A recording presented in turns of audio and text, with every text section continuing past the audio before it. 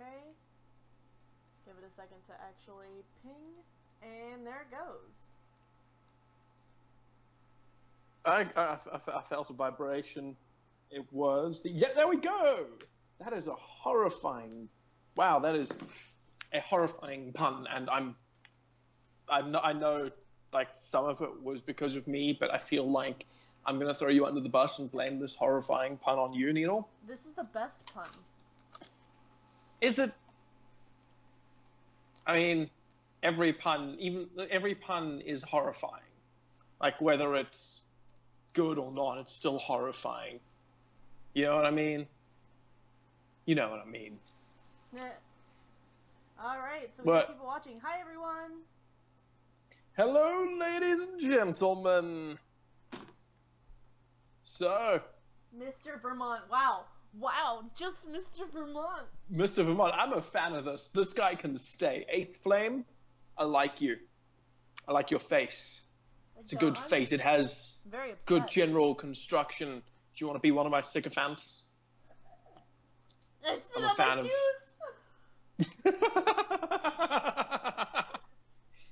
You're all very welcome. You are all I was taking so a welcome. sip when you said sycophant, and the way you said it just made me, like, start laughing.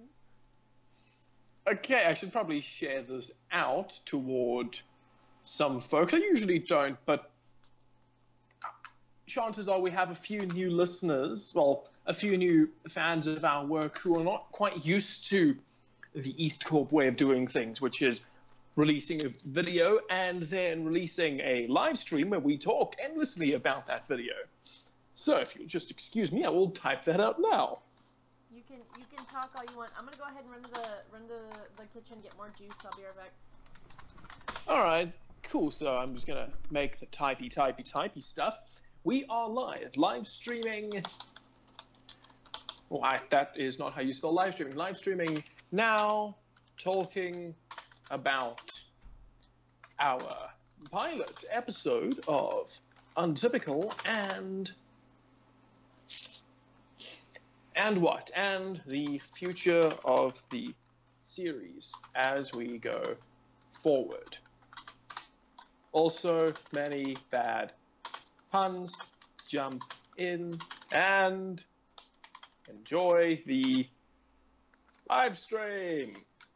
Cool. You all got to hear Vermont as he composed a masterful tweet.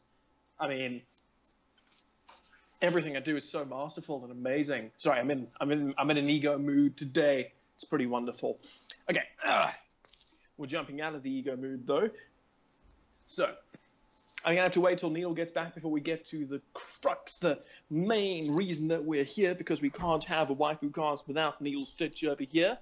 Hi. Although I heard, yeah, there we go. She arrived. Yep, I had to get juice. Did you make it in a microwave? No, I don't make juice in the microwave, you weirdo. I mean, you also don't make tea in a microwave. No, that's what civilized people do. Yeah, not make tea in a microwave. No, see, no, see, that is your American way of not understanding good sentence structure. No. Sips tea. I don't know. I've got pretty good sentence structure. I made a pretty excellent pun. I mean, half of that pun was mine. I mean, no, half it wasn't. Half of that pun was not yours. 5 parts of that pun were mine. No, it wasn't. Yes, it was. I came up with the pun about Quin-tessential. No, I did. No, you didn't. Bitch! You wanted the number 5. I said Quin-tessential, and you were like, "Oh, yeah." You were like, "Is that 5?" Don't believe him. The zebra lies. Oh my God! Needle Stitch actually somehow managed to forget this. This actually happened. I came up with the quintessential pun. She just turned it into a super pun. Wow, that's racist. That's racist. That doesn't surprise me though, coming from someone who can nail a southern accent. Oh, I just went there. I'm not sure how that's supposed to be offensive.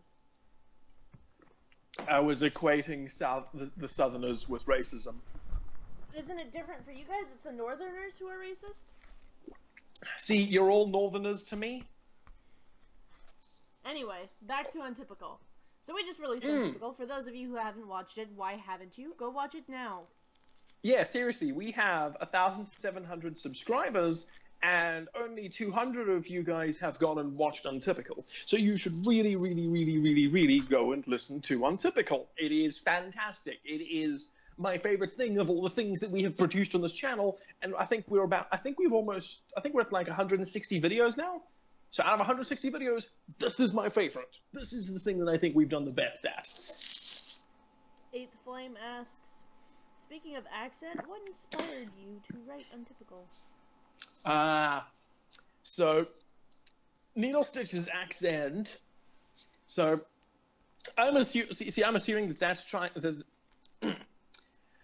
So Untypical originally came out of a comic book idea that I had. In fact, actually, I've got some images from that here. I'll send those to you now, Needle. So back in 2014, I wanted to write a comic book called Who Needs Heroes? Though I think at the time, that was the name. Now, the base concept was of a world where people discover the existence of magicians, and they have a war, and that's more or less it. So, and all of those were sort of the base concepts that we have in Untypical itself. But the comic book didn't work out. We got line art for like 12 pages done, and the artist dropped out. We did get 2 pieces of full art developed as well, which I'm sending to Neil at the moment. And it's really, really depressing because the art that came in is fucking beautiful. Patience. Jesus. What? You're sending too many things at a time. My Skype doesn't. Sorry. Anyway, so yeah, the art we got in was fucking beautiful, which Neil will send through to show you guys now. But I dropped a lot of my own money from my first job onto this project, and nothing really came or furthered. Also, Lord Admiral Argyle Trench, I still love your name. Your name is still fantastic. But see, Skybolt has a small b in his name. I don't, so that's my logic, and you're going to have to face it. Skybolt has a small b. You even spelt it that way. Anyway, so the way... So it sort of got to a point where I was looking for an original project to follow up Terminal Secrets with. I was either going to do an original project, or I was going to do a project based off of the Obsidian game, Pillars of Eternity. And sort of the idea came in here of, okay, let's just take the comic book idea because it was a solid idea and just convert it to audio drama form. Originally every character was going to be more furry, because I quite liked those aesthetics, but then I think the only character that actually stuck with that was Jessica herself. I actually think somewhere around here I have the art that inspired Jessica becoming a tiger, but I'll go search for that in a moment. The art is up, and yeah, the woman on the right, the redhead woman on the right, that's the original design for Jessica, back when she was still a human. Which I fucking loved the art. It was really, really solid, but you can kind of see the 2014, 2015 Vermont writing where on the left, where it's a little bit stilted. Like that's not good dialogue writing over there, Vermont. That is the best dialogue writing? Where the fuck is the picture now? Ah, there it is. Found it. I will send that through to Needle as well. Untypical is not pony based. Untypical is very much not pony based. You can tell that because the cover art doesn't have any ponies in it. They can't see the cover art right now, asshole. Yeah, the cover art's been up here the entire. The cover art's been up True. for the. Did you duration of the thing. picture? I'm sending it to you now. Oh, okay. I made the mistake of searching for it off of my phone's gallery instead of going directly through Skype, which was no, that's not the picture I want to send. That is a picture of my hand writing on a piece of paper. Anyway, finish your story. Sorry, my phone's being weird. Okay, where was I? It's not Pony. Oh, yes, no, Untypical is very much not Pony. I specifically wanted to step away from doing Pony stuff and do either original content or content from a completely different universe. There's an ant in my tea. Fuck. What the shit? What? Ramon's just having issues. Need to get the fuck. God damn it. Sorry. I'd need to go and remove an ant from my tea. I'm walking with the thing in my hand. So Untypical is not Pony at all. It's actually a completely original universe created by Vermont. The original version, let me see. The original version was kind of, shit. Accurate, that is. There's the original Jessica image for you guys. Yeah, I quite liked the idea of her being a tiger after seeing that image. But when I was given the lines for Jessica, I decided to give her a country accent for no reason. Oh, thank God you did. I thought it would be cool, and it literally changed the entire course of the story. That is 100% true. So Untypical originally was, well, not when I say originally, it was going to be a lot grittier. Once I started making changes to adapt it to audio dramas, the tone is not what we sort of see now. The tone was, like I say, very, very gritty. It was meant to be set during the war between humans and magicians. It was originally called Runner, and it would be about a messenger girl who, by the name of Jessica, who delivered packages and information between military camps and across just these increasingly destroyed and war-torn lands. Which is why, if you go back into into our old videos, you'll find the original Untypical footage. I changed the name to Untypical like the day of the upload, and like I didn't even tell anyone. If I go back, I can still find the footage the audio that Needle sent me, which is still labeled Runner instead of Untypical. I have it still labeled as Runner in mine too. Because I didn't tell Needle, didn't tell anyone. That was just very much by the way, I've changed the name. I changed the thing. I think for a while it shifted to being a lot like Borderlands. The music that you added for Runner was very much Borderlands. Oh, I lifted it right out of Borderlands. It was music used in Borderlands.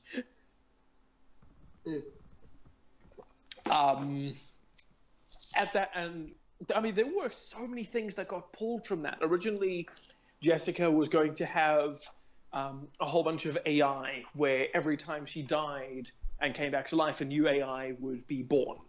And she would name them after she would just number them. She'd name them with numbers. And there were a lot of really, really good concepts that I had for that, but then that got cut. So many things got cut from the storyline. Holy crap! Yeah. Like, all because I decided to give her a country accent. Yeah, well, the AI got cut for a different reason, but a lot of the entire once Needle gave her the country accent, it was very much a case of, oh shit, Jessica's not like the character she was inspired by when she was a comic book character. And Jessica's not a wacky character from Borderlands. She's not an aging veteran of a war.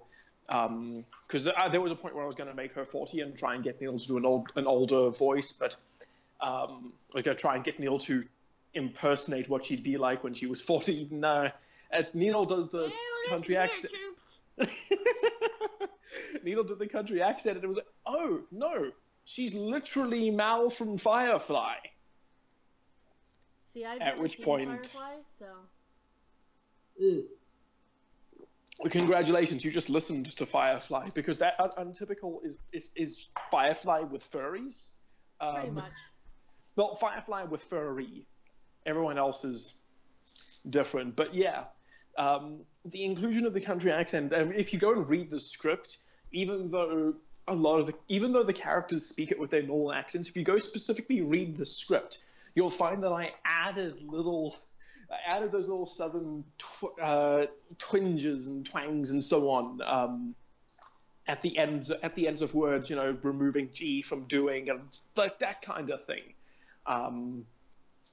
I just started writing it as if all the characters were going to be southern, because for a while I was going to have every one of the cast just do a southern accent or hire a lot more southerners. All because I didn't know what to do. Yeah. I actually, when talking about Untypical for EQLA, I had a bunch of people ask, so is it possible for a voice actor to completely change the course of a story? Yes! Case in point, Untypical. And then I put in some of the things from Runner. I was just like, this is the original Untypical. And it was called Runner, and after I did the country accent, Vermont literally changed it to what it is now. And they're like, shit, so a voice actor can change a lot. I was like, yeah. Yeah. Because the voice actor, and in this case the voice actress, is the character, and especially when it's your main character, because Runner was going to be a very small cast story. It was going to be Jessica, some of her AI, one of which would be voiced by me, and occasionally she would have a secondary character. But a lot of it was going to be Jessica walking through the wilderness. A lot of it was just going to be her thoughts to herself. So the delivery of the lines, and the personality of the voice actress was the entire show at that point. Also, I feel like I need to bring it up because I just thought of this. You still haven't emailed me, Terminal Secrets. Oh, no, I haven't. I will do that at some point. Do that now. In the middle of the podcast. All right, hang on. Yes, in the middle of the podcast. You can talk and type at the same time. All right, hang on. Sending the email. For those of you new to EAST Corp Productions, I am not an asshole. I just like to pick on Vermont. Ignore that. Needle Stitch is very mean. I'm not very mean. She's a bully. I'm sorry. Who's the one who gets all of the convention bookings? Me. Thank you. We call her Stern Stitch. I only get Stern Stitch out when assholes show up. Actually, that's not true. We don't call her Stern Stitch because we still use Stern, but we just use another word that also rhymes with Stitch. No, you don't. Unless you do it behind my back, in which case I'm telling Lucas. No, we don't, but I've just always wanted to make that joke. See, it's not really a joke, though, because, like, at one of the conventions that I work for, they don't like handling complaints, so they send it to me. They say, if you have a bitch, go talk to Stitch. See... What they should do is they should just call you Stern Bitch. Hey! I'm not a bitch. No, you're not a bitch, but it rhymes, okay? It rhymes. I had to. It rhymes. Rude. I'm not rude. It's Skybolt's fault. Hurting my feelings. No, I'm not. See, that was a cough, not a tear. That's a cough because I'm sick. You should avoid doing that. I really should, but you know what? There's a What? plague going on. We're in the middle of the plague? Well, America is. We're in the middle of a flu epidemic because fucking anti-vaxxers decided not to get their kids vaccinated, so we've had a shit ton of people die from flu. Oh, shit. Yeah, like, it's a thing right now. It's a major thing right now. Oh, man. So, I love how many people are gravitating, are loving Skybolt's character. He was there for, like 30 seconds, 45 seconds, and people keep talking about how, like, oh, this is a fantastic character. He's dead. I think they like him because he died.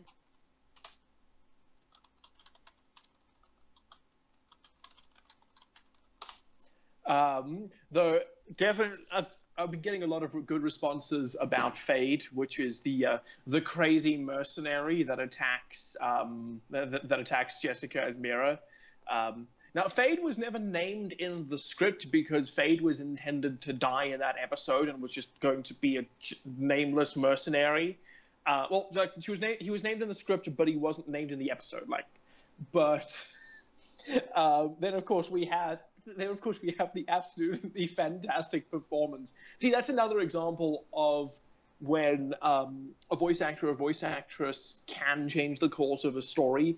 We had a character who was going to be a once-off joke character who was a ripoff of Alucard, who then who's going to become one of our main cast members moving forward because I could listen to that voice all day.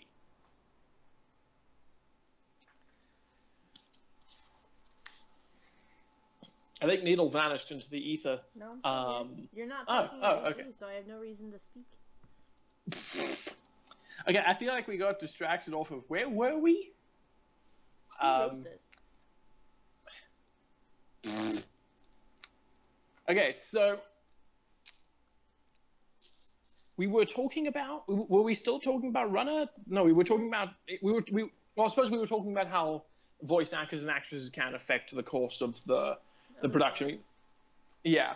So at some point I did end up promoting Needle to co-producer because she ended up doing a lot. See, there's the voice actress affecting the course of the production, and then there's a voice actress just doing so much producing work that you have to say, okay, cool, you're a producer now, okay. Yeah, because I did way too much. Yeah, Needle did a lot. Most of, let's see, Mr. Creepypasta, Dusty Cat, and Mummified. So that is, what, 1, 2, 3? 3 major members of our cast that Needle got to work for us. Hey, 4, because myself. Oh, and yeah, but that doesn't count. I hired you. No, it counts. I hired you. It counts? Because I could have said no. That's a Vermont win. That's a Vermont win. You could have, but you didn't because you were like, cool. I want to work on that. That sounds like fun. No, I have nothing to do today. I have no projects. Give me something to do. That still counts. That still counts. See, look. I mean, if we look at the people I brought onto the project, Kayla, Cinder, Scribbler, and especially Needle. I brought Needle onto the project. Patrons don't count. I mean, see, technically, Wendy brought Cinder onto the project. Patrons don't count because yeah, you and I both picked those. Okay, fine, we fair enough. Through all of the patron auditions and picked them together, so they don't count. Yeah. Okay, fine. Needle sometimes calls me a big baby. I don't know what she's talking about.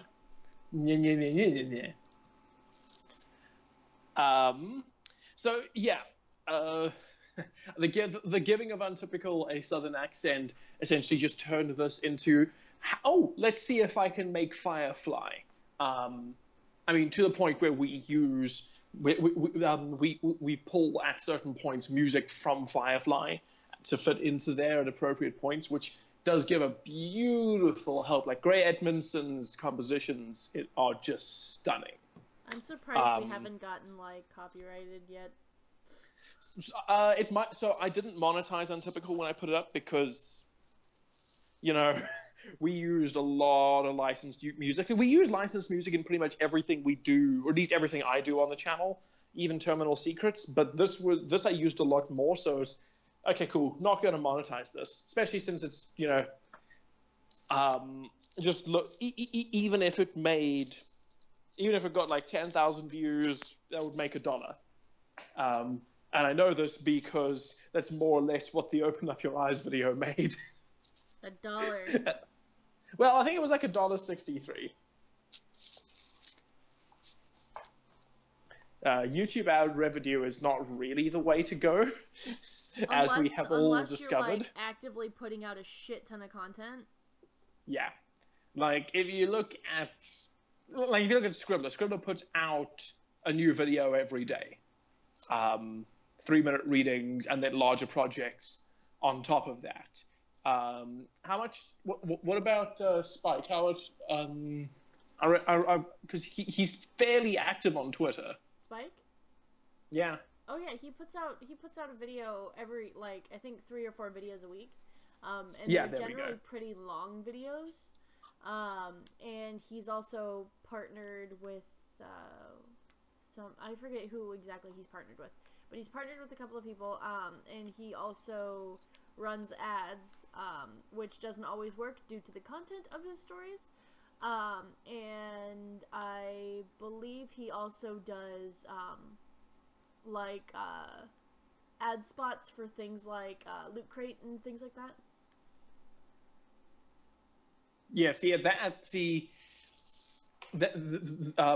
that's a good model to use. Whereas we don't put out videos every week. The most regular thing we do is the podcast, and even that doesn't happen every week. I've always figured it'd be really, really nice one day. I'd love to go and do like I'd love to go and make a series of 2-minute episodes with just 365 2-minute episodes in a series, and literally just upload one every single day across the course of the year, just as an experiment to see what kind of effect on a channel's progression that would have. Okay, so Vermont. Yeah. Admiral Argyle Trench says the only gripe that he has is that some of the names were ripped straight from Fallout. What? How? What names were ripped from Fallout?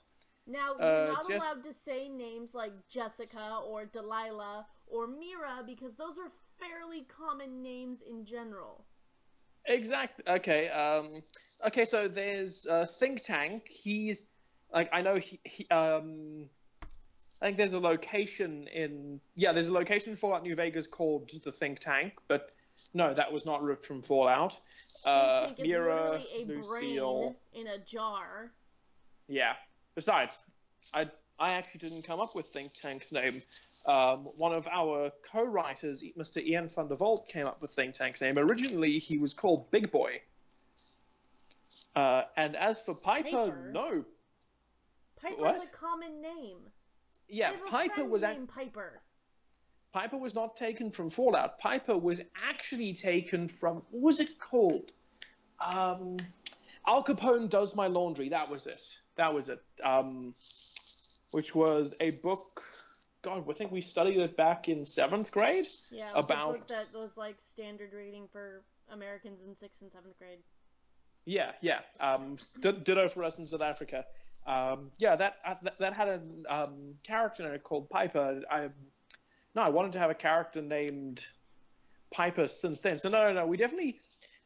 So Delilah, I got the idea for that from a Bethesda published game, which was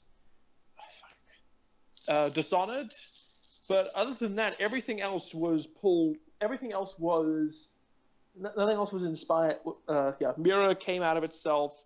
Lucille's a common name. Jessica's a common name. Think Tank, I didn't come up with. Benjamin Quiet, that was also a name that that was also a creation of Ian Thunderbolt.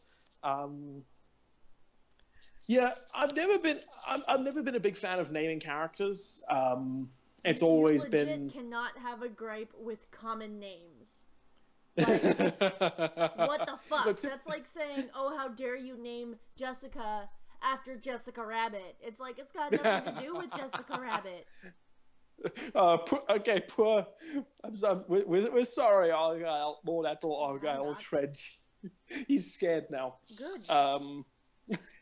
He's making assumptions. He's making an ass out of himself. See, this is Stern Stitch. See, this is Mean Stitch.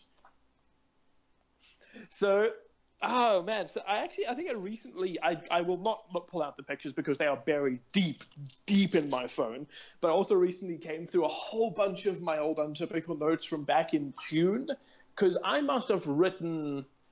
God, I wrote so many versions of the script, versions of, because it was originally going. There were points where it was going to be like 7. The episode was going to be like 7 separate episodes, and you can kind of see the separation here and there. So the heist was going to be 1 episode. Stone Town was going to be 1 episode. The confrontation with Fade and the escape into Jessica's ship was going to be an episode. And then we were going to do part A of the airship chase and then part B of the airship chase. Then it got combined into one. There was... God, we had versions of the story where the characters hadn't... No. I think she's chasing River. I think she's chasing the cat. Okay. Whoops. No, we had a whole bunch of different versions of the story that we went through. I don't think I've ever gone through in so much detail a story before. There was a version where Fade was going to be taking Benjamin Quiet's place, because Quiet was actually a fairly late addition to the storyline, and as a result, he was one of the last people that we cast, thanks to Needle. We originally weren't going to have. I was saying people that we cast. Nope. Yeah. You started the process of casting him, but I think we got the rest of them on board before. No, he just took forever to do his lines because the time that we hired him on was his busy month in October. Did we hire him in October? Yes. Good Lord, that was so long ago. Because you were like, "Oh, let's get MCP to do something," and I was like, "All right, I could probably get MCP to do something." I hired him in August. Oh, really? When I went to go visit him. Oh, that was it. Yes. I was still busy with the script at that point. Yeah, and I told him I couldn't give him anything because it wasn't done. And then he's like, "Okay, just give it to me when it's done." And then it was done, and by the time it was done, it was October, and that's his busy month because Halloween. God, that was a lot. That writing process was way too long. So fuck you. Hey! Your skin is so soft, James. It would make a great Kayla. mask.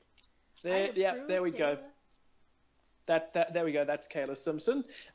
So as everyone can tell, because her name is stuck to the thing, Kayla Simpson is the voice of Mira. She's actually she's a buddy of mine. Goes to film school with me. Would not go out with me. No, good girl. I made quite an ass of myself. Not gonna lie. First time we met, first time we met, I said, "Hey, you haven't seen the 10th season of Doctor Who yet. You want to come see the new season of Doctor Who with me?" That was my attempt at a pickup line, by the way. It was horrible.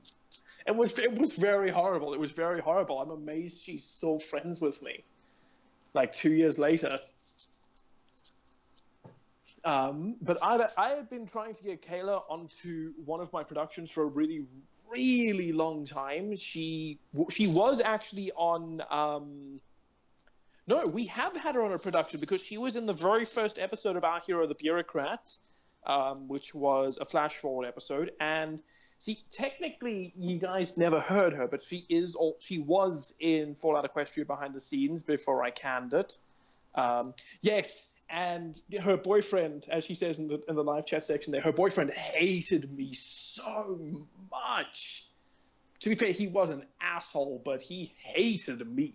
Good. God, he was the actual worst, though. What is it with boyfriends and wanting to beat you up, Vermont? No, it's not. That's not a boyfriend thing. That's an everyone thing. Needle's boyfriend wants to beat me up. I've always wanted to be in South Africa. Yeah, it's a good threat. So yeah, that's.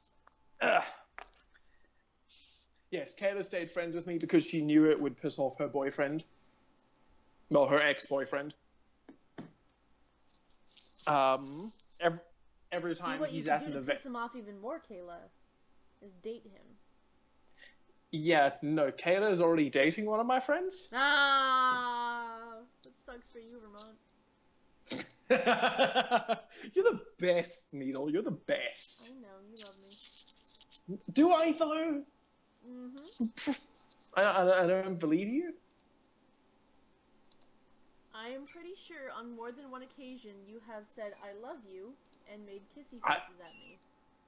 Okay, I've never said I love you. I've made kissy faces at you twice. I made kissy faces at you twice, and I sent you a bunch of ironic hearts, but that's about it. I hate you, and you're like, I love you, Needle. I hate you. I love you, Needle. Oh, I remember that now. Yes, that did happen. That did happen. See, you just gotta remind Vermont. Vermont doesn't have a good memory. Vermont has a really bad memory. You love all of us. Kayla says you love all of us. That is very accurate, yes, except for Bailey. Except for Bailey. Love. What is it?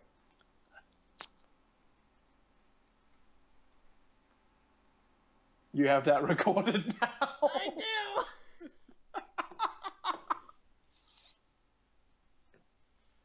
I have proof now, Vermont.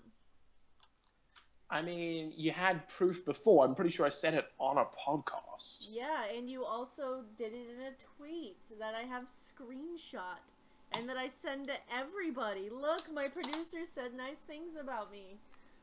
Yeah, no, that is true. That is true. Unless, of course, wait, and it's a composition thing, or whether that way, or whether it could be that way. I thought Luke Hendricks' thing was going to be super duper funny. It was just super duper disappointing. You should be disappointed in yourself for Luke Hendricks. Actually, it's not a composition thing. My boyfriend doesn't want to actually beat him up. My boyfriend doesn't give a shit who I hang out with. I'm allowed to do whatever I want because I am a strong, independent Needle who don't need no man. I just really like my man. He's a pretty good guy. He's a very. He does art. He draws pretty pictures, which is pretty cool because I can't draw for shit. I can show them some of my pretty pictures.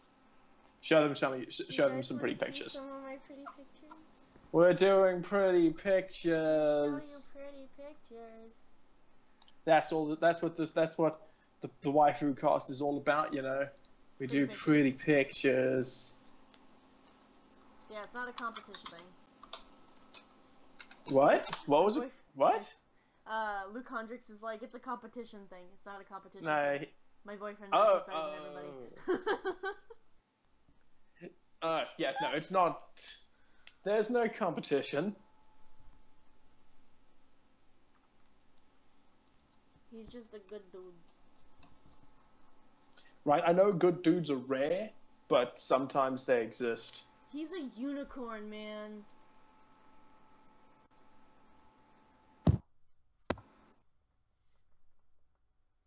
Ow, I had to pull my head. Don't do that. Do you like... Because I'm running on one of those... What? What was that? What was that sound? Oh, no, that was me removing... Ow, that was me removing my headphones. So, no, because I'm running, the only headphones I have are the ones for my dad's phone, which are those stupid iPhone 7 headphones, so they plug into your charger port.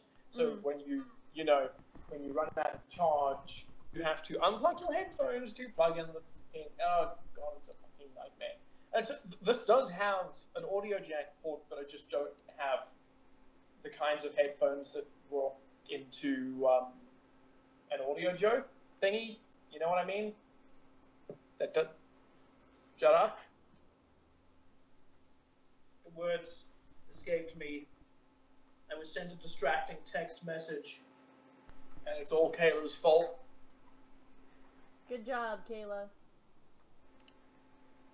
See, this is what happens when I tell my friends at school about the things I do, because then they go out of their way to make the things I do very difficult.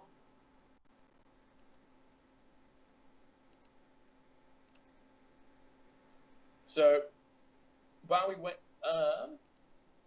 wait for Needle to post the pretty pictures of the horse, where were we on Untypical? We were talking about it's essentially Firefly. I thought we got past that. Okay, well, I'm going to move the conversation past it essentially being Firefly. Fuck, there's actually, once you get past the fact that it's more or less Firefly, there's nothing to talk about. Oh, snap! Pretty much. So I think it's kind of funny. I was going through the comment section for the original Terminal Secrets release back when we were still on the Stable Tech channel. Back before I knew that Needle Stitch existed at all. I know, right? And I find it really. You didn't know me. I know, it's really weird because I was so happy. That's rude. I know, it was very rude. But the funny thing I found is that the 9 out of 10 comments were about how, oh, there's the pretty picture. There's the pretty unicorn picture.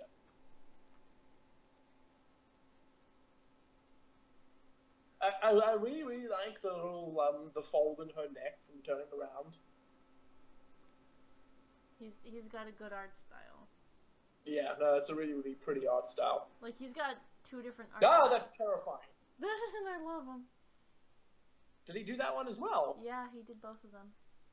Oh, shit. God damn, that one is very creepy. It's so good. See, here's the big difference. So the one on the left, that's how Needle's boyfriend sees Needle. The one on the right, that's how Needle's Vermont sees Needle.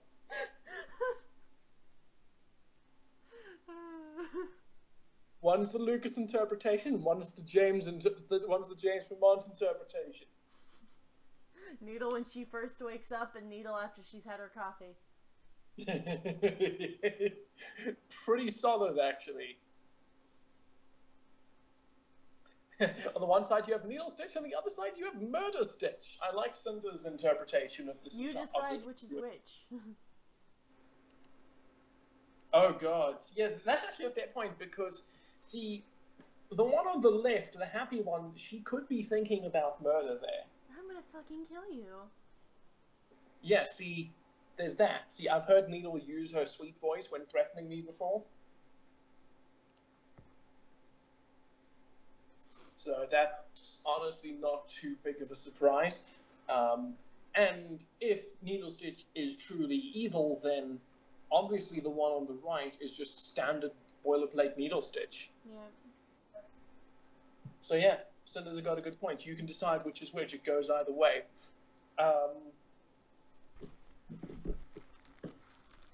Left is Happy Stitch, the right is Crazy Stitch. That's also, yeah. I mean, I'm always kind of crazy, but who the hell isn't? Well, see, I've got one. The one on the left is Needle Stitch every day of the year. The one on the right is Needle Stitch on... No. Fuck, I fucked that up. You did. Good job. The one on the right is Standard Stitch. The one on the left is Stitch on Tuesday. Yeah, there we go. There we go. Headcanon accepted. The most dangerous Stitch is the one you don't see coming. I actually, so in in real life, in my everyday life, I actually have a keychain that I wear that jingles because people don't hear me coming up behind them, and I scare them. And then I feel bad that I scare them, so I have to have something that announces my presence before I get to them. Are you just a quiet person? Yes. Huh. So when I come into a room, if people don't hear me, I go meow meow. You meow? Yeah. So Holy I don't shit. scare people.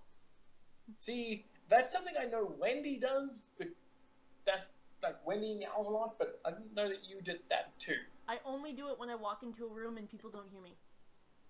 Oh, okay. It's literally to not scare people, because when I worked at an airport, okay, I had a coworker who was really old. She was like 77 or 78. Holy shit, that's not young. She was old. And I actually scared her and nearly gave her a heart attack, like a real life need to call the hospital heart attack, because I was so quiet and she didn't know I was behind her.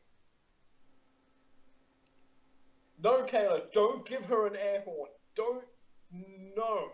Yes, I agree with this. Kayla, give me an air horn. I cannot deal with Needle if she has an air horn. That will be the death of me. That will quite literally spell the end of James Lamont. There will be... Kayla, I approve. Okay. Oh, so... Back on original Terminal Secrets 2 years ago, well, 11 months, 1 year, 11 months, so just under 2 years ago, we, the primary conversation about the episode was about how terrible my audio editing was, which I find really, really funny, because 2 years later, the primary thing people are talking about with Untypical has been the soundscaping. Kayla says, I need a screaming goat. You are a screaming goat. See? You sound exactly like one. I want one of those goats that faint whenever you scare it. What? Yeah, there's a goat. It's called a fainting goat. Whenever it gets startled, it locks up and falls over.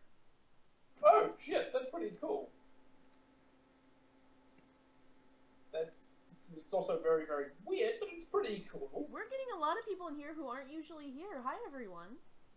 I know, right? This is very strange. Well, Kate is in here because she wants... Kate is in here specifically to troll and shitpost. Good. But that's not surprising. MCP is a part of this? Yes, Roy. He's a friend of mine. I hired him on to work with us. Yeah. Needle hires a lot of people to work with us. It's pretty great. He's not in this episode. I mean, I'm gonna have to work really hard to get him to be a part of the episodes, but, I mean, like the podcast, but he is a part of Untypical. Yeah, exactly. He's our big slow burn villain. He's our what? Big slow burn villain. Oh, okay. Anyway, so that was Untypical. It's really weird after 11 months of making this project that we actually got to release it. At least 99% certain that most of the time during that 11-month period, I was 99% certain that we would not release it, because every single time we revised the story, every time we added a new character, every time every time we cast someone, or I went to I was like, I want to cast this person. Every single time I was like, yeah, but what happens if we can't pull this off? What if we don't do this? At which point it made me very, very sad, because I really wanted to release it. Now we've released it and I'm not sad anymore. This is what the feeling of happiness is. Vermont, I'm the one who needs to be that realistic breath of air to you. Yeah, see, that's the other thing. So one of the nice things about having Needle along is that I'll come in and be like, hey, I want to do this, and Needle will be like, no, you don't. There are regularly points where I will pitch something that I know I'm not entirely sure I want to do anyway, that I know Needle will shoot down, but I do it just to hear it get shot down anyway, because you need that outside voice, which is, I really don't recommend working alone on projects. Collaboration is really, really important, even if it is just bouncing ideas off of someone and having them tell you, yeah, that's pretty good, or no, Vermont, no, you cannot do that. Go away, Vermont. It's not go away, it's a good idea, yeah, but chances are it's going to fail, like your ad idea yesterday. I mean, that was this morning for me, but yes, I get your point. Yeah, so I always figure it's important to have that kind of system in place. Even on Terminal Secrets, which doesn't have any assigned co-producers, I still go and bounce ideas off of Needle and Skybolt because I need to bounce ideas off of people. That collaborative process is really, really important. Even for me, like, with my art projects, I don't work with anybody on my art projects. They're all just me knitting and everything. But I'll, like, go to a friend and I'll be like, hey, I want to do this thing, and I know that you, like, do knitting and shit too, so let me tell you about this thing, and you can tell me if it's a bad idea. And then usually they'll tell me it's a bad idea because it's far too ambitious. Yeah, exactly. Often hitting on things that are far too ambitious is problematic. Fallout Equestria behind the scenes was definitely far too ambitious for the studio at the time, where I pitched in a project which, at the time, I was happy with the writing and the general storytelling. We got to work on the art. But by the time all the art was done, the sound mixing was done, and I was getting ready to work on the animations, the script had sort of fallen to a point where it wasn't up to the standard that you would expect from an EAST Corp production because of how old it was. So eventually that project ended up getting canned, and that's an example of a project that was far, far too ambitious. That was an example of a project where I needed someone to say, maybe let's look at that again next year, Vermont. Because that kind of partner relationship is very important to me. I mean, I don't personally, I don't like telling him no. I don't like telling him, no, that's not a good idea for a project. I don't like being like Stable Tech and saying, no, let's put that on the back burner. We're still tiny and we can't take risks like that. Exactly. I paint Needle Stitch as being very, very mean and stern, but all it actually is I just put her in a position where 9 times out of 10, the job I've given her is tell me no. Which... I'm not your sycophant. Exactly. I do desperately need people who take a look at things and... My juice senses are tingling. Thank you, Kenna. Thank you very much for that. Yeah, it's always important to have those people that tell you no. Otherwise, you end up with the stone abandons its child at the end of the film, which, yeah, Kayla's seen that. She knows exactly how that turned out. People are still making fun of me. Well, the people who've seen that are still making fun of me for it. See, Roy Mustang says, no, Vermont making a series about a talking shoe isn't a good idea. That is genuinely something I would do. Hold on. Like, listening to that, I already had, yeah? He's saying making a series about a talking shoe is not a good idea, but there is, or was, I don't know if it's still on Netflix, there was a horror movie on Netflix about a sentient tire that kills people. Yes, I remember that film. I do remember that film. So, see, you'd be surprised. Yeah. People who are bored and have money. Samuel, it's not racist if you are that race.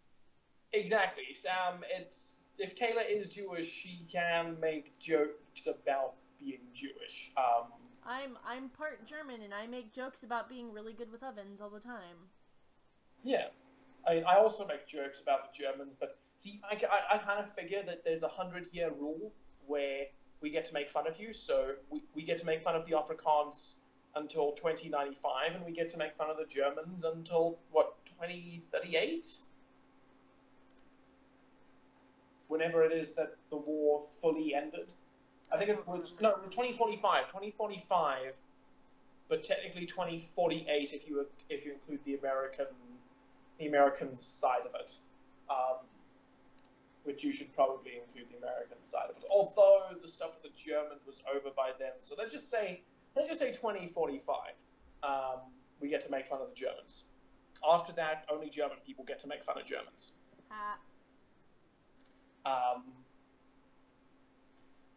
So it is that kind of thing is important because originally, for example, I'm trying to remember. I'm trying to pull examples of that out, but I cannot, for the life of me, bring any to mind right now that are appropriate for discussing directly to the public. Like, there are a bunch that are coming to mind, but they are they're too deep into EAST Corp's internal affairs for me to bring up. So don't bring them up. So, obviously I'm not going to bring them up. I mean, come on. But I know you. So, apparently not. I'm not that dumb.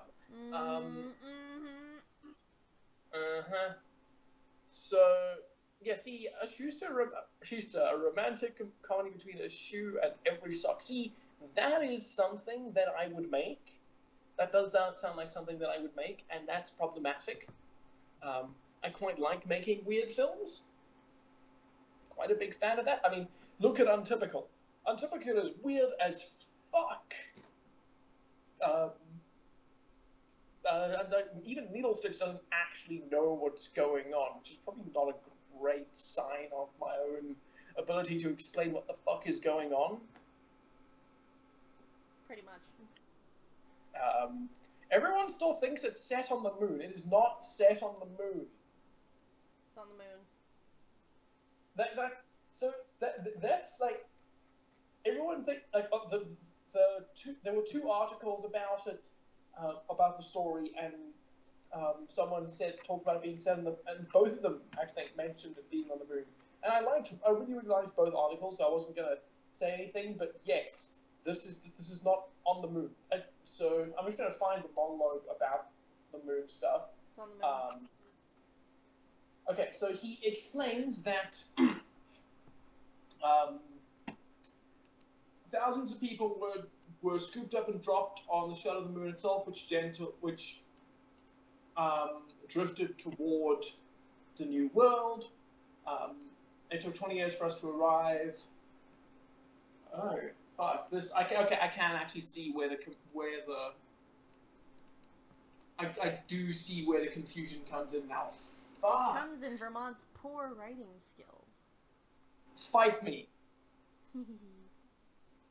I will fight you with a stick. With a stick? Okay, so with a stick. Okay, so for the record, Untypically is not set on the moon. There are characters who came from the moon. But yes, I really, really should. Yeah, see, that's the thing is, everyone who's watched the Anthem logs knows what's happening in Untypical, because the Anthem logs very, very clearly explains what's happening in the world. The problem is that not a lot of people watched the Anthem logs. I'm probably going to make a compilation of those episodes and re-upload them as like one big chunk, for the sake of making that explanation, because looking at it again, yeah, no, this is a Vermont error on that side. In my defense, this was really, really, really, really difficult to do the exposition for, because I've recently tried to avoid exposition. That bit about the moon is the only time that the characters directly say, "This is the state of the world," which is always something that I've tried to avoid in my writing, because personally I just absolutely hate when people come to you and say, "Okay, cool, this is the state of the world." I figure that even without knowing fully where they are or what's going on, you can still enjoy the story for what it is. You don't need to know if they're on the moon or on Earth to know to feel the peril of what they're going through, or to enjoy Fade's accent, or to enjoy X, Y, and Z. You know. You said Z. Yes, I did. Roy Mustang says you should have MCP make an advertisement for this. I don't like asking for favors from my friends. If he offers, then cool. If not, then cool. Yeah. It's kind of like how we haven't asked Julia or Obab to advertise for this. They've, I think somebody offered. I think Obab offered. So I didn't ask Obab to do it this time. So Obab did. Obab advertised on her channel for Terminal Secrets episode 4, which I did reach out to her about that, and we did discuss it. But that was because the episode revolved around her character, whereas this, because it was such a wide cast thing, I didn't reach out to any one person and say, "Cool, I'd like you to advertise for this," because I didn't really want to create the impression for like everyone's separate pieces of fan bases that they would get, and want to create the impression that if they came in, they would get primarily this character or primarily that character. I mean, the most you hear from anyone are from Needle and Dusty, and Needle is on this channel already. I mean, the story is primarily about Jessica, but I can't go to Needle and be like, "Hey, Needle, on your YouTube channel, can you make a trailer?" Because Needle's already done all the advertising work without prompting anyway. So no, we probably won't have people like going and actively making trailers. Dusty's been advertising just because this panders to his fan base. Yeah. And he's a big part of it. Like, Untypical He's does the not second-biggest pander to the creepypasta community. It has Mr. Creepypasta in it, but it doesn't pander to the creepypasta community. It's like when I did work on MCP's page, I didn't advertise it because, frankly, it doesn't pander to our fan base. Exactly. I posted it on Facebook because I was proud, but that's about it. No, you're completely right, because this is an upbeat adventure story, not a creepypasta. Julia has been doing a really, really good job, and she's been really, really enthusiastic with helping us market and advertise. But this also does fall very much within her fan base, because we hit a lot of the beats that the audio drama community falls into, which was very much intentional. The audio drama community have latched onto a lot of very good beats. And Roy Mustang wants to know what story you voiced. Oh, it was a very brief role in one of his things that he released for Halloween. It was literally like 3 or 4 lines.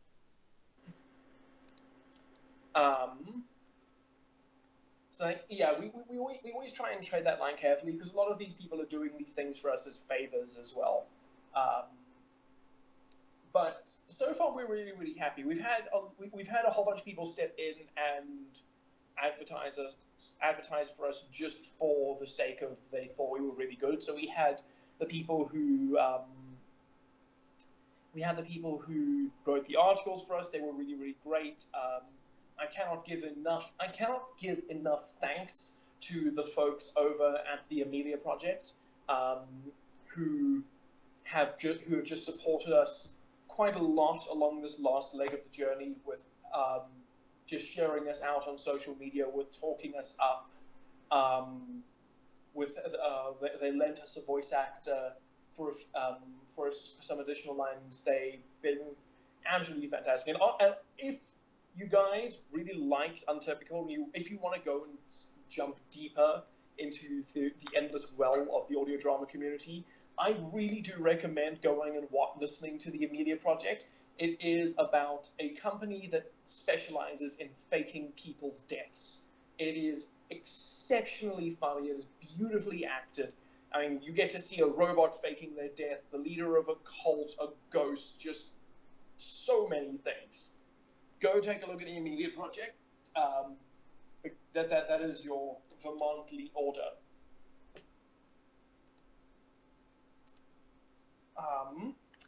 With that, with the Vermont shilling over with, part of what we wanted to discuss today as well is where Untypical is going to be going moving forward.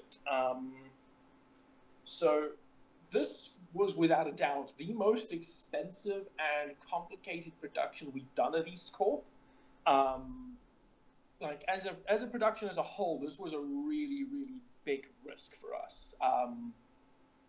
And so far, the critical reaction and the audience reaction in how people have responded to the episode, the comments, the messages that I've been receiving, we feel it's paid off, but now we need to look at how we're moving forward. We've discussed, we've had plans, but so the way we funded this was through Patreon.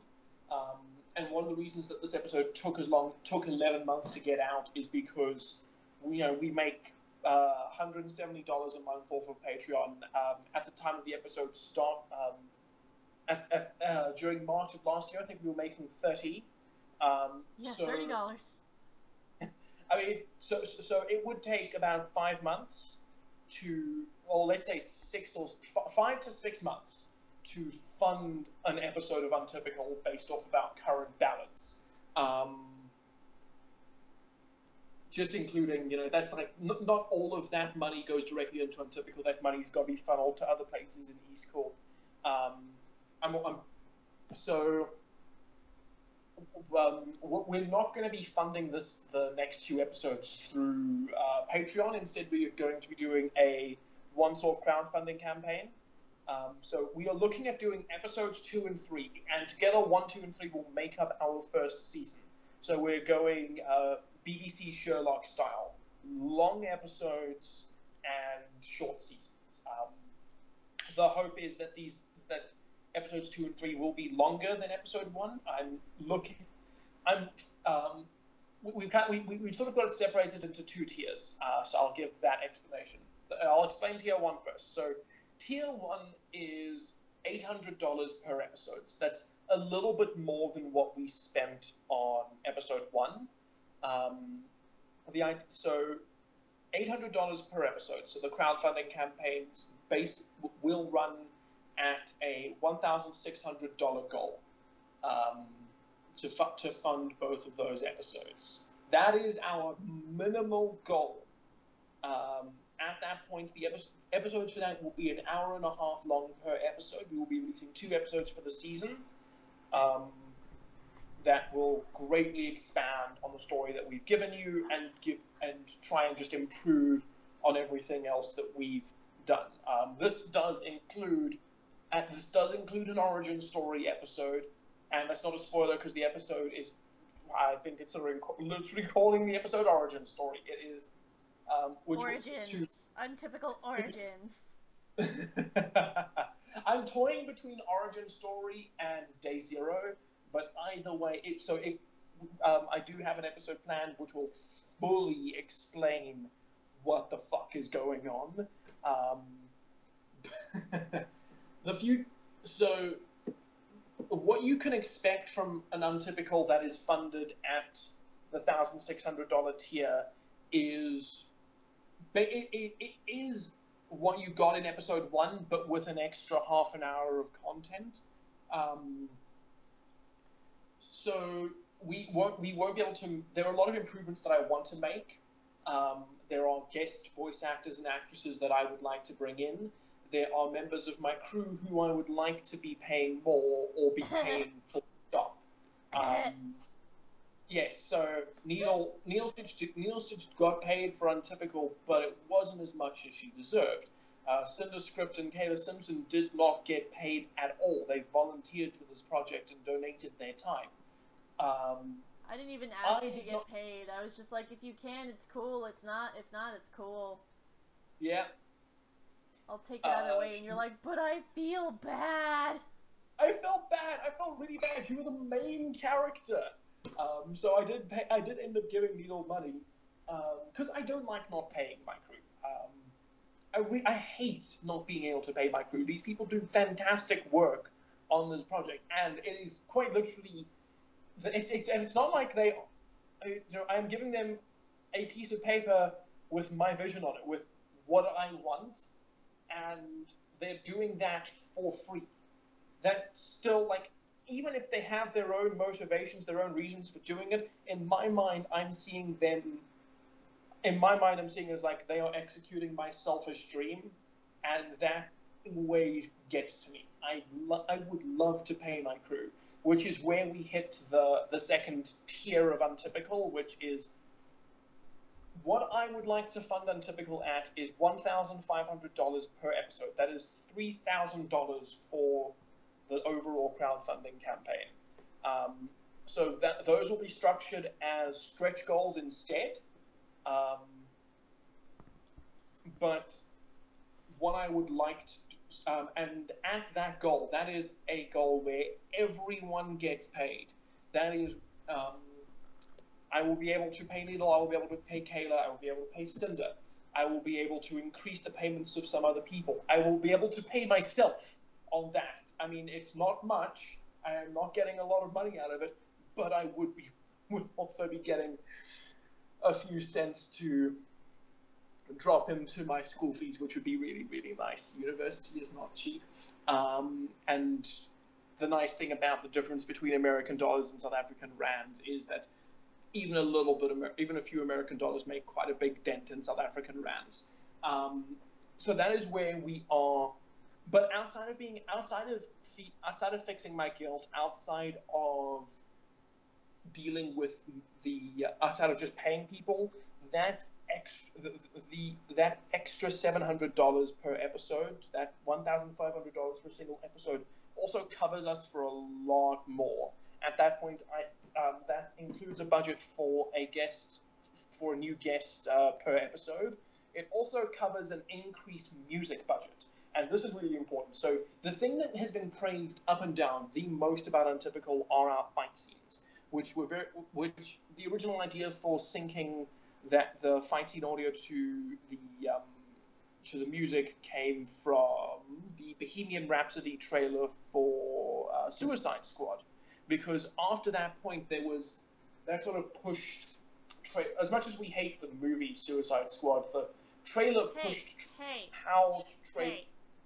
What? I like Suicide Squad. Hear me out first. Not for being part of the Batman universe, but for being its own thing. If you take it as its own thing, face value, got nothing to do with the Batman universe, it's good. It's a very pretty movie. I enjoy it. But if you take it for accuracy towards the comic books, it's absolute shit. As a movie, I hated it, and I could get into why, but I don't want to get distracted again. So the trailer itself came through from, so I know the general comparison has been Baby Driver and Edgar Wright because it used very much the same thing. And to be fair, Baby Driver had a huge effect on how the fight scenes played out and did improve a lot of those aspects. But the original concept does date back to Suicide Squad's Queen trailer. Anyway, it was Panic at the Disco, because Panic at the Disco did it, but... so I'm not talking about like the original idea for that kind of thing in general, just where I got the idea from. Yeah, but the person who did that version of the song was Panic at the Disco. Really? Yeah. Okay, I didn't realize that was what you meant. Anyway, so one of the original vision for Untypical's fight scenes was that we were going to compose new music from scratch, for the fight scenes where we would be using the punches, kicks, and gunfire as instruments during the construction of and composition of the music, which would have resulted in even better fight scenes, which we were not able to do because of budgetary reasons and timing reasons and other reasons. But we are, for episodes 2 and 3, we are making room in the budget for that goal. Not every fight scene will follow this. Some fight scenes will still return to what we did here in Untypical, where we take existing music and make that and sync it to that. But we would like to add one song per episode which we've composed from scratch to incorporate that. I have a question, real quick, actually, regarding audio. Where the fuck did you get me giggling? Oh, I didn't. I went and found that online. Okay. Because I don't remember recording giggling, so I assume you got it from another recording. Yeah, I went and found another recording. I just typed in girls giggling. So never ever go onto the YouTube history or just the search history of someone who's been doing audio editing, because you find the weirdest shit. You will find female heavy breathing and male heavy breathing and animal heavy breathing. You will find those if you go look at my search history, because guess what? I had to go and add all those heavy breathings into this fucking audio drama. So yeah, you never ever. You could have asked for it. You just asked for grunts. Yeah, that's the thing, is I just asked for grunts. And it was much faster just to go online and be like, female heavy breathing, enter, download. It was very fast. No one can tell the voice actress when it's just breathing. We all breathe as one. The fuck was that? Heavy breathing. That is not how people breathe. Kayla says screaming goat, heavy screaming. No, so for the record, the best sound effect that we had was not a sound effect, because it was actually just Kayla screaming. So there is a point in the story where you hear a dragon, where Mira is flying and she roars at, and she roars at Fade.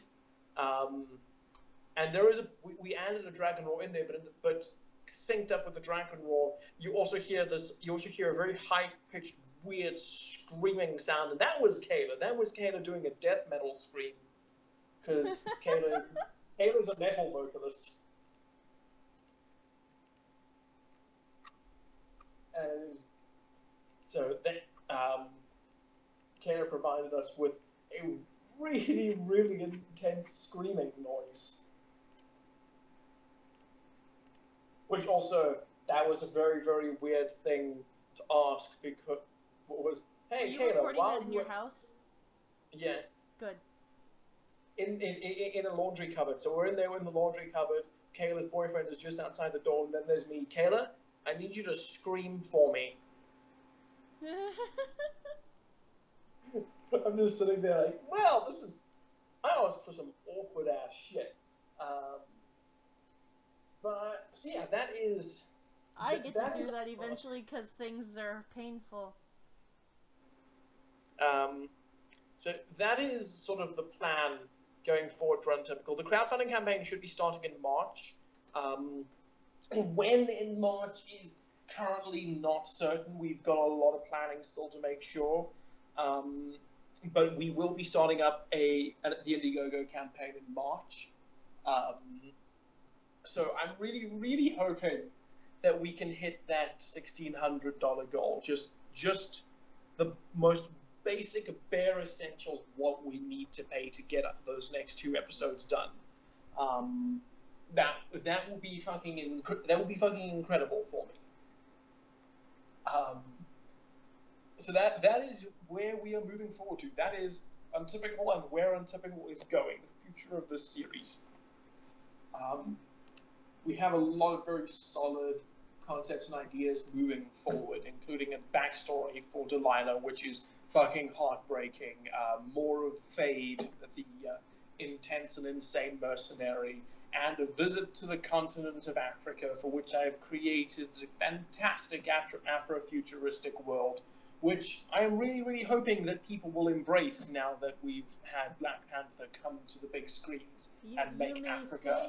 You may talk about what the experience was like living in South Africa. I'm not. But you can't give spoilers. I won't.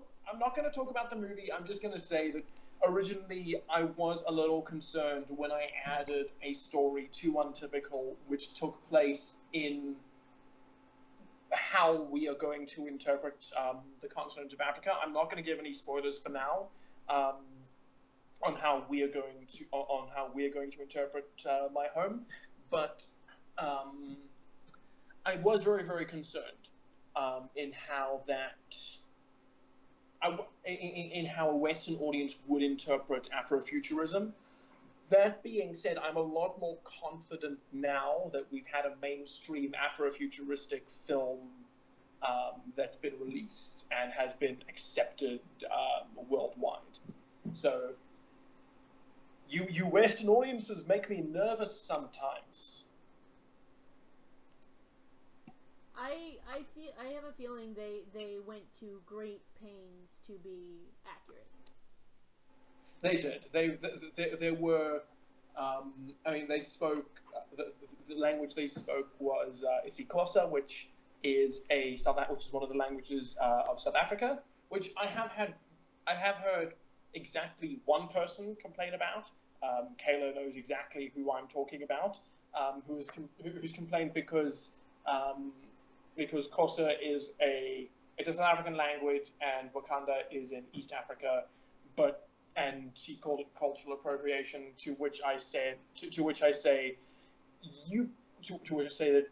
that is not something that she gets to make the call of. The person who gets to make the call of were the many people from the Xhosa culture sitting in the theater who actually cheered when they heard characters in a mainstream Marvel movie talking in their language. Those are the people who get to make that call on whether or not that's appropriate. And cheered. They cheered. They were beyond ecstatic to hear a South African language being spoken, and being spoken well. They did a really, really good job, because it is not an easy language to speak. So Xhosa is the language with all of the clicks. And speaking with... You know the way.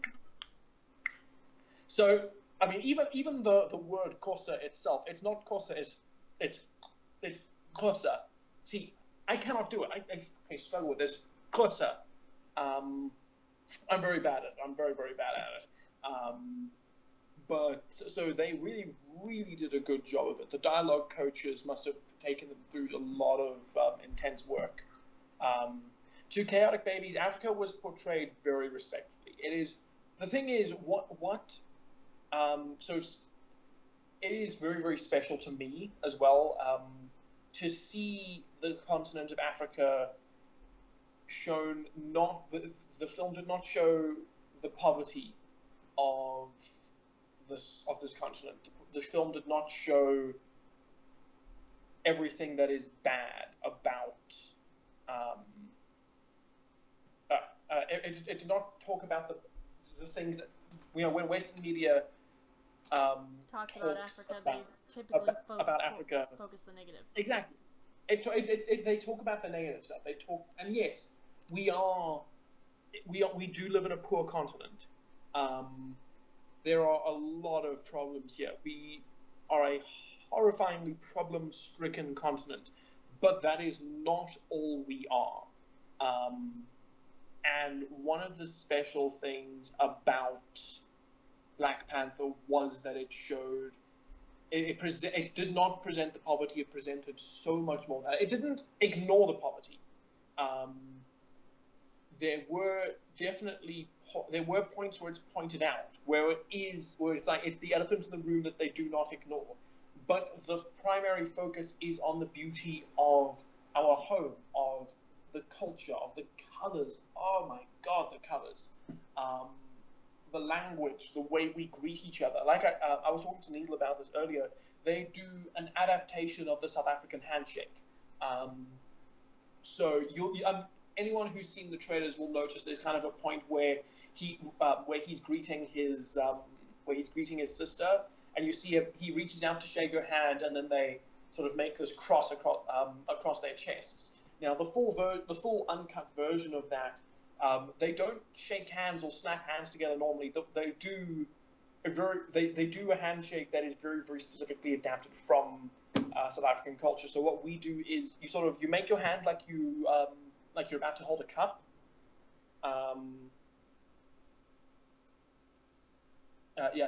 Bailey. No. You make your hand like you're about to hold a cup. With that sort of curl, and you interlock with your thumbs pointing upward. Then you interlock your hands with your hand with the person opposite you, and you press your thumbs together. Then you pull each other in to sort of whack your right shoulders against each other. You pat each other on the back once or twice. You pull back, hands still together, and you use your combined thumbs to make a snap. And it's a very there are a lot of sort of moments to how you do that kind of thing. You can really push it further because you can do the hands together, and you can switch, and there's a hand position switch. It's not complicated when you see it in action, but explaining it is complicated. Explaining it is complicated, but it's such a deliberate series of actions that when watching it in the film, I'm sitting there like, okay, there's no other handshake like this on Earth. Even if they didn't do it exactly, they did it. This is what they adapted it from. And even something that small was really wonderful to me.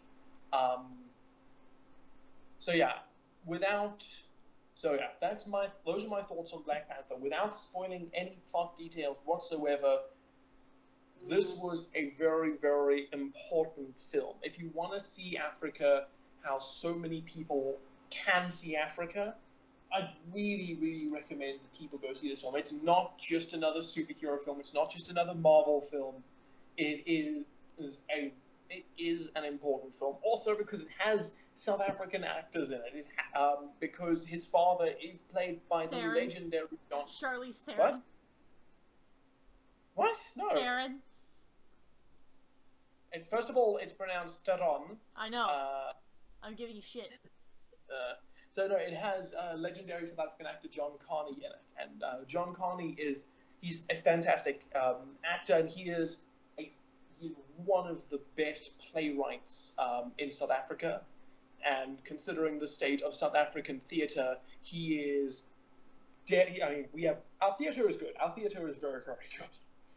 So he's a fantastic, stunning writer and actor. So he was just a joy in this film.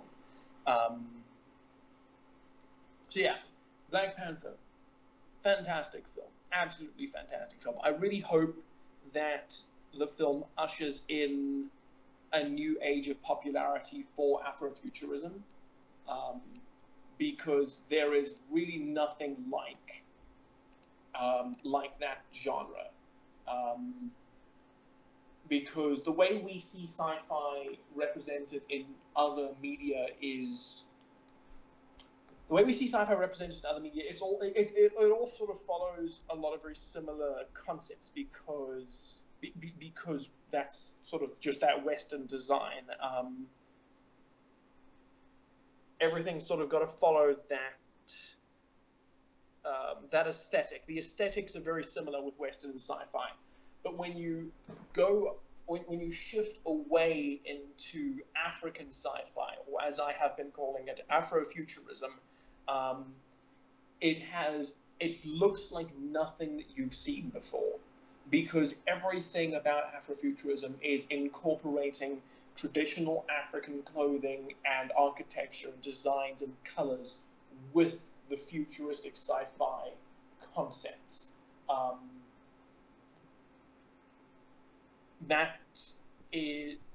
So I'm going to take a moment to plug some works of Afrofuturism. I'm going to type their names into the comment section as well, because I realize not everyone here will immediately know how to spell all of some of these things. So the first thing is Binti. Binti is a trilogy of books. The first one is not very long. You can find there are readings of them on Audible with a fantastic voice actress who's done a reading of them. Binti is different. It's very, very different, but very, very well written, with some really, really unique concepts in it. And the second one is Pumsy. Now, Pumsy is a 20-minute short film, live action, which you can find on YouTube. It's not in amazing fidelity. I think it's in like 480p or 360p. But I would recommend you hold on to that anyway, because it is very, very well written. The acting is fantastic. And it has a twist at the end which just blew me away. It had me laughing my fucking ass off. Also with just great sci-fi concepts. So those are my plugs for the day. Go take a look at those. I think that's going to be me for the night. Yeah?